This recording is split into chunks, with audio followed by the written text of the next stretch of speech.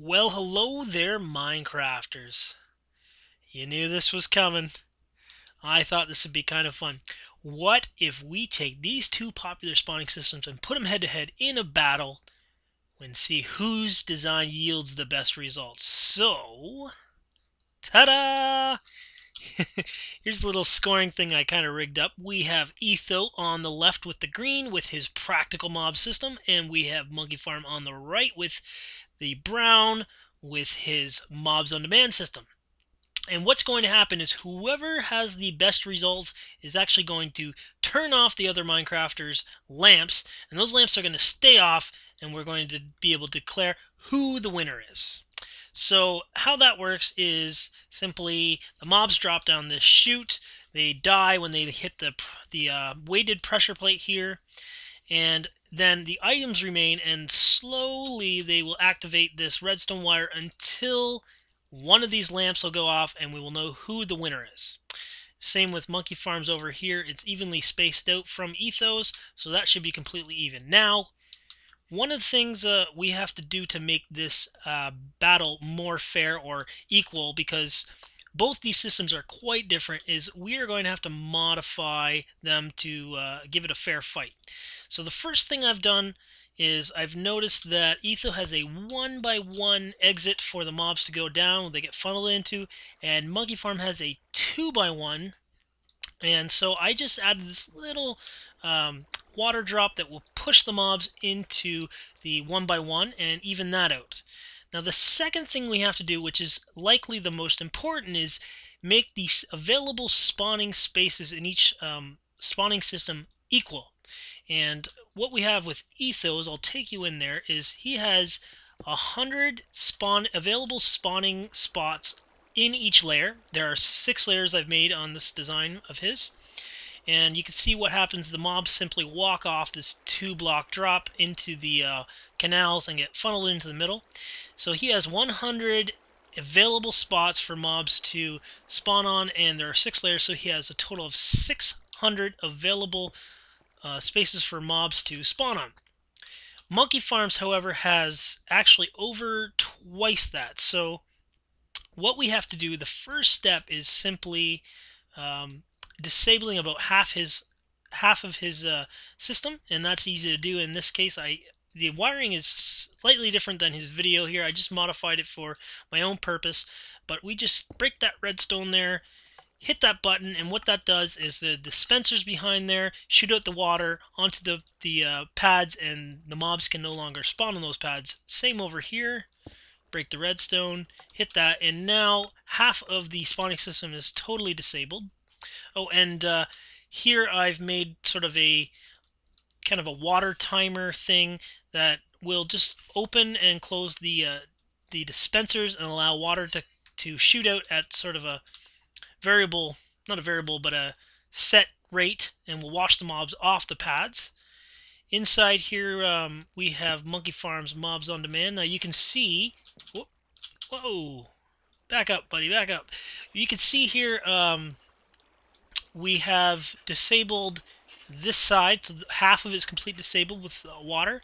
And then, of course, over here we have the triangular diamond pads. And what we have to do is we have 52 available spaces on each of these pads. So we just have to break out 2 of them, put a slab, 2 of them, put a slab, and same over here. And then that means that he has 50 exactly on each, 100 exactly on each layer, and there are 6 layers, so now we are completely even. His works by the dispenser shooting out the water and washing the mobs off of the sides, and then they drop into those streams, get funneled into the middle. So now that we're even, I'm just going to continue going down, and once I'm done that, we will move on to the next step of this battle. Okay, so now what we need to do is start the water timer so that we have an even spot here. I just have to hit this button, and when that light comes on, it's when the water shoots, and it'll come back on when it's off. That's how we know the water is dispensing properly. Now we drop to the middle here, right in the middle, and we want to put a cool little song on. Here we are. Alright, who's gonna win? Okay, here we go. I'm gonna do it. 2, 3, and they're off. Now remember, whoever's light turns off, they are not the winner. So here's Monkeyfarm's on the right. And we have a bat in there. Of course, they're nasty little guys that we can't get rid of. And Ethos. Oh, Ethos got... Okay, Ethos is coming through. Here we go. Monkeyfarm. When that light turns on... Okay, so we had some water. Here they come. Alright. I'm excited. I'm directly in the middle of both of these, so it should be even. Oh, Monkeyfarm's is coming down pretty good. And Ethos has... Oh, there they come. I think Monkeyfarm's is a little bit faster, which maybe we expected because we're actually pushing them off. Oh! And there we have it! Monkeyfarm's has won. So Monkeyfarm has the superior spawner system in this case. Let's do another round and see if there's any change. Alright, so I think I found part of the issue. And it appears as though there's a bit of a clog down there, so that could be affecting Etho's results. I think we could probably modify that. And actually, I have a feeling Monkeyfarm's might be the same. Oof. What is with the lag? Okay. Let's take a look in there, and... yeah, see... we're getting... there's quite a bit of clog there. I'm going to make some modifications to even this out. And we'll take a look. We'll do another test after I modify it. Alright, so I've made the modifications here. I'm going to show you what we got here at Etho's practical mob system. Just made the opening a lot bigger. Now, my theory was the 1x1 opening had the mobs from different directions coming and hitting each other. We really saw it in the bottom here, but now that it's more open, these signs are stopping the flow. There should be no clog there.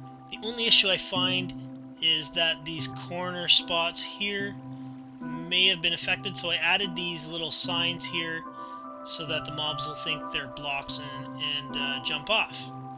So I haven't touched any of the amount of spawning spaces. We're still at 600, and I'll just show you on the bottom here, they all land in this spot and then go down this tube, which leads to our original drop zone. Okay, so that's Etho's modification there to his farm. Etho, if you're watching, wouldn't mind your opinion of that. Next we have Monkeyfarm's Mobs on Demand system here. Oh, we should probably go cover that up. Don't want any light going through it. Okay, covered that up. Now back to Monkeyfarm's Mobs on Demand system.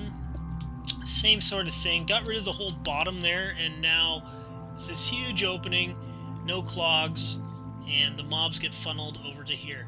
So my theory is it's not necessarily a one block opening. As you can see, like, this is one block opening, but I think it's when two mobs are coming at the same opening at different directions, they tend to stop each other. So if you funnel them all in one direction with your own farm, shouldn't have any trouble. And again, this goes down to a tube to our original drop zone tube. So I'm going to cover up this, and we're going to get this little battle on, battle 2.0. We need to start the timer. Oh, one other thing. Here I just put this line of glass blocks across so you can see that they drop at the same height. I had to lower this quite a bit so that the mobs would die and we'd only have the items there. But this battle should be ready to go. I just have to start the timer again, and we've got that going. Quite a bit of lag. That's the thing about, see, the downside to Monkeyfarms is really resource heavy and a lot of redstone in it. It takes quite a much longer time to build, but it has the dispensers that push the mobs off, where Ethos is a lot easier to build. There's not a lot of resources in it, but there's a potential that the mobs could go idle and basically stop moving, and it's all dependent on them moving off the sides. So we'll see who has the superior mob farm in this case. So both these tubes are empty. We have no pickups. We're pretty even, I think. Start on the battle music here. Alright. Who's going to win? This will determine the winner of the preferred or the superior mob system. Etho's practical mob system, which is more cost efficient to build, not a lot of resources, but depends on mobs jumping off. We are having quite a bit of lag here. And of course we have Monkeyfarm's Mobs on Demand system, which is heavy on the redstone, but has the dispensers which push them off, so there will be no issue with the mobs going idle. Alright, frame rate's back to normal. We shall begin this battle. And begin. So, here we have, where are we? We've got, it's in the night. Oh, we have, I think Etho has the first mob there. We have a couple creepers there. We got one who's swimming against the current. And none for Monkeyfarm yet. Ethos is doing fairly well.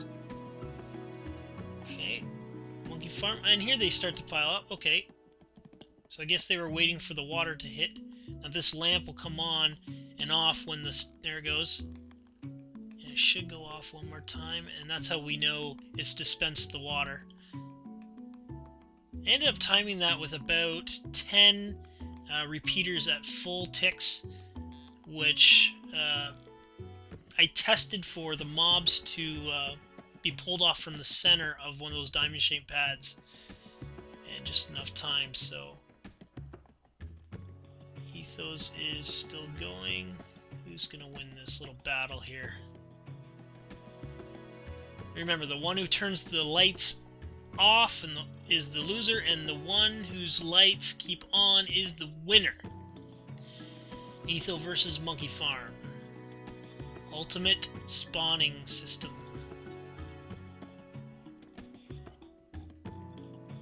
And who is going to win?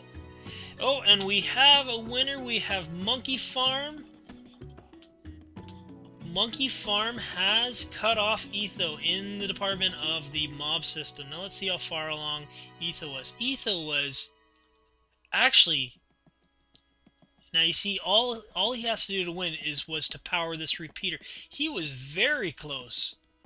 That was actually more than expected. And see, he would have, if he was that much quicker, he would have shut off Monkeyfarm's lamps. But in this case, Monkeyfarm, I'm going to have to declare the winner in the case of the mob system. However, resource heavy, this may be easier and better to build for you in your world if you don't want to go through all the trouble of all the wiring. But definitely if you want more mobs, I would say Monkeyfarm is the answer for you. Anyway, thank you so much for watching. This was a lot of fun for me to do. And maybe if we find a couple other contenders, we can set them up, and I don't know what another invention we could do and put two Minecrafters head to head. But thanks for watching. Monkeyfarm is the winner of the